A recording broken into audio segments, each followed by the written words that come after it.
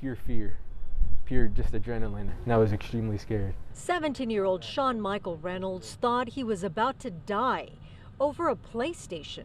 As I was laying on the ground and I'm looking towards him and he's pointing a gun at me and I'm completely helpless. It all started with an ad on the mobile marketplace website OfferUp.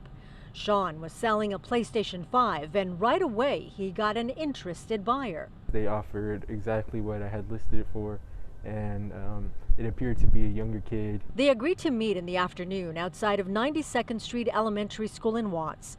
His mother, Kiana Williams, knew her son had been successful at selling items in the past. All he wanted to do was sell a game so he could make some extra money for college.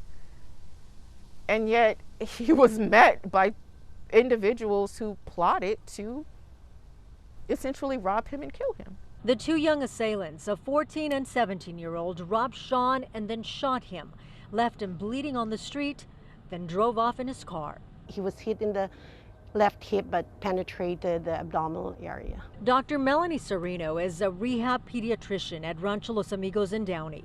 She says Sean has had multiple surgeries and has required extensive therapy. It's not only the physical injury that you see, but also the psychological impact of these injuries. Got it? Awesome. Sean says it doesn't help to learn that because of LA County DA George Gascon's new directives, the suspects were charged with only carjacking and attempted robbery, instead of adding other charges like attempted murder and assault with a deadly weapon.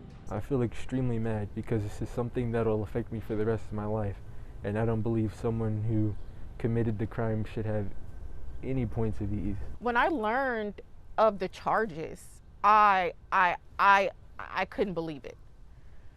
And I immediately started to advocate on his behalf. We reached out to the LA County DA's office asking why the suspects are not facing stiffer penalties. Public Information Officer Ricardo Santiago issued the following statement. Because of laws protecting privacy in cases involving minors, I am unable to comment at this time. Please feel free to reach out to us next week to see if there are any changes. We're expecting that when we go vote, we are voting for people who will stand to represent people who are doing good, who are positively contributing to society. But instead, what we were met with was justice for criminals. The generic charges of robbery and carjacking can be sentenced by as little as probation. LA County Deputy DA John McKinney is not assigned to this case, but he has a lot to say about the changes in LA County's criminal justice system. I've been a prosecutor for 22 years. I've worked for 4 different district attorneys.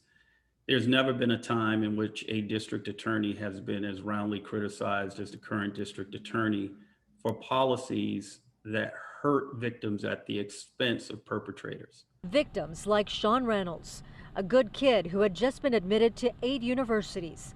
Now he's dealing with life-altering medical issues. I don't bear any hate in my heart, even towards the people that did this to me, even though they should still face the consequences for it. And Sean's mother says the LAPD told her that the suspects had committed 3 other robberies the same week they attacked her son. Now, because the suspects are minors, we're not able to confirm that information, but she says that's what the LAPD told her. I'll send it to you guys in the studio. That is just heartbreaking. We wish him well, Gina. Thank you so much.